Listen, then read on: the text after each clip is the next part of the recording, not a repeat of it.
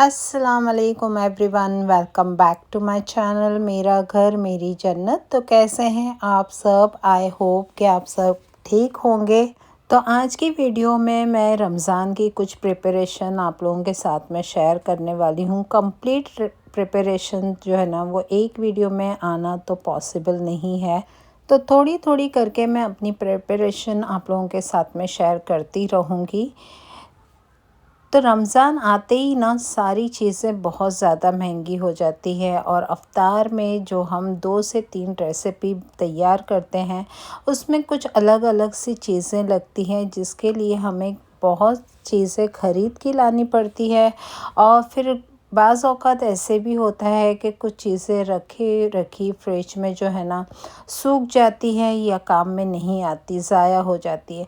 तो बेटर ये है कि हम कुछ वेजिटेबल जो अब जो है ना रिज़नेबल दाम में भी मिल रही है मार्केट में, और इसकी ज़रूरत हमें रमज़ान में पड़ती रहेगी और बहुत फ्रेश अभी वेजिटेबल आ रही है मार्केट में, तो हम इसे सेव करके फ्रीज़ करके रख लेंगे ताकि जब भी हमें ज़रूरत पड़ेगी किसी भी रेसिपी के लिए थोड़ी बहुत हम निकाल के यूज़ कर सकते हैं। तो मैंने कैबेज ले लिया है। कैबेज को मैंने सिर्फ ऊपर की एक लेयर निकाल दी और इसे कट करके ना ज़िप-लॉक बैग के अंदर फिल करके रख दिया। अब यहाँ पे लिए है फ्रेंच बीन्स। जब भी हमें रशियन कटलेट बनाना है, फ्राइड राइस बनाना है या कोई भी ऐसी वेज पुलाव वगैरह बनाना है तो फ्रेंच बीन्स जो है ना उसकी ज़रूरत पड़ती है, लेकिन ज़्यादा क्वांटिटी में नहीं पड़ती। और उस वक्त काटना, चॉप करना, इसके लिए भी वक्त जो है ना काफ़ी लग जाता है। तो मैंने यहाँ पे हाफ़ केजी फ्रेंच बीन्स ले लिया। इसे अच्छी तरह से वॉश करके इसे ड्राई कर लिया है, कपड़े से अच्छी तरह से पोंछ के ना मैंने इसे सुखा लिया है। और बहुत ही फ़ाइन जो है ना हम इसे कट कर लेंगे फ्रेंच बीन्स को। तो ये जो है ना हमें जब भी ज़रूरत होगी हमें रेडी मिलेगी, जितनी ज़रूरत है उतना निकालेंगे और इस्तेमाल कर लेंगे। तो ये बहुत ही काम की चीज़ होती है, और क्योंकि इसे कट करने में काफ़ी टाइम लगता है, तो इसे कट करके रख लेंगे तो काफ़ी वक्त बच जाएगा। अच्छा, जो भी चीज़ आप फ्रीज़ कर रहे हैं ना इसे आपको वैक्यूम करके ही रखना है ताकि एयर वगैरह जो है ना वो अंदर ना रहे। तो अगर वैक्यूम किया हुआ रहेगा ना तो सब्ज़ी जो है हमारी वेजिटेबल वो फ्रेश रहेगी। और इसके लिए आपने देखा कि मैंने स्ट्रॉ का इस्तेमाल किया है और बहुत आसानी से ये हो जाता है। यहाँ पे मैंने ले लिया है कैरेट। तो ये जो ऑरेंज वाली कैरेट है जिसे हम फ्राइड राइस में, पुलाव में या किसी कटलेट वगैरह में इस्तेमाल करते हैं, ये वो कैरेट है। तो इसे पील आउट कर लेंगे हम। और पील आउट करके ना इसे मैंने 2 तरह से सेव किया है। एक तो हम ग्रेटेड कर लेंगे। तो हाफ़ केजी के करीब जो है ना मैंने इस ऑरेंज कैरेट को ग्रेटेड कर लिया और ज़िप लॉक बैग में भर के रख दी है। और हाफ़ केजी जो है ना मैंने इसे चौकोर पीस में, छोटे छोटे पीसेस में कट कर लिए ताकि जब भी ज़रूरत होगी हमें, हमारी कुछ रेसिपी ऐसी होती है जिसके अंदर हमें कैरेट ग्रेटेड किया हुआ चाहिए होता है और कुछ ऐसे होती है जिसके अंदर हमें पीसेस में चाहिए होती है। तो दोनों तरह से ही मैंने ना इसे प्रिपेयर कर दिए है और ज़िप लॉक बैग में भर के रख दिया है। जितनी ज़रूरत होगी और जब ज़रूरत होगी हम इसे निकालेंगे और इस्तेमाल करेंगे। ये बिल्कुल भी नहीं ख़राब होगी अगर हम फ्रीज़र में इसे रख लेते हैं। तो बस ज़िप लॉक बैग में भरना है, वैक्यूम करना है और हमारी जो है ना कैरेट रेडी हो गई है।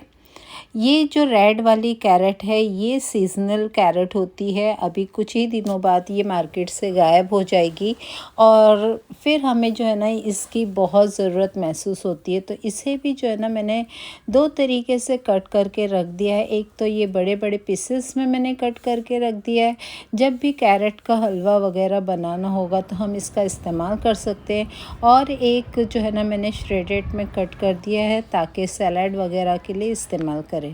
सेकंड थिंग जो वेजिटेबल के बाद मैंने ली है वो है कोरिएंडर भी अभी सस्ती है, और जब रमज़ान शुरू होगा तो इसी कोरिएंडर के जो दाम है ना वो आसमान को छुएंगे। तो इसकी हमें चटनी बना के रखना है, जो कि रमज़ान में हर एक की फेवरेट होती है, ग्रीन चटनी।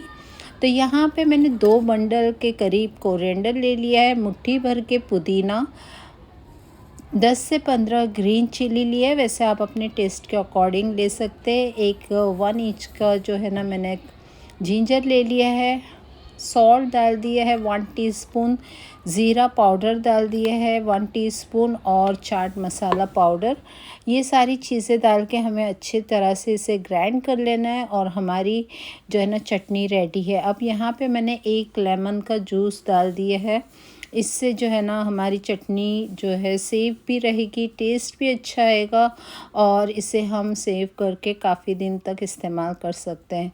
तो मैंने यहाँ पे इसे इस तरह से मोल्ड में ना जमा लिया था, और क्योंकि एक वक्त में जो है ना काफ़ी क्वांटिटी में हमारे यहाँ चटनी लगती है, इस्तेमाल में आती है, इसलिए मैंने ये बड़े वाले मोल्ड इस्तेमाल किए ताकि एक क्यूब निकाल के ही हमारा काम हो जाए। तो ये मोल्ड फिल करने के बाद भी चटनी बच गई थी, तो ये 3 डिब्बे में भी मैंने चटनी भर दी है, और जब भी ज़रूरत होगी रमज़ान में हम इसे निकालेंगे और इस्तेमाल करेंगे। तो आप भी ज़रूर सेव कीजिएगा। ग्रीन चिल्ली ले लिए है मैंने, इसे भी मैंने बिल्कुल ड्राई इसे ना ग्राइंड कर लिए है, और इस तरह से ज़िप-लॉक बैग में भर के इस पे मार्क लगा दिए हैं। जब भी पुलाव बनाना हो, कटलेट बनाना हो, कबाब बनाने हो, तो हमें ग्रीन चिली की ज़रूर पड़ती है। तो बस 1 क्यूब निकाला और डाला और हमारा काम हो गया।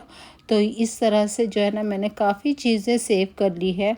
तो अब बना लेते हैं जिंजर गार्लिक पेस्ट, जो कि हर रेसिपी की जान होती है। तो यहाँ पे मैंने 40-60 के रेशो से जो है ना 1 kg के करीब जिंजर गार्लिक पेस्ट जो है बना लिया है। ये मेरे पास एक छोटा सा स्केल है जिससे मैं हमेशा वेट कर लेती हूँ। और देखिए इस तरह के दही के डब्बे जो है ना हमारे घर में आते रहते हैं, मैंने इसी का इस्तेमाल किया है।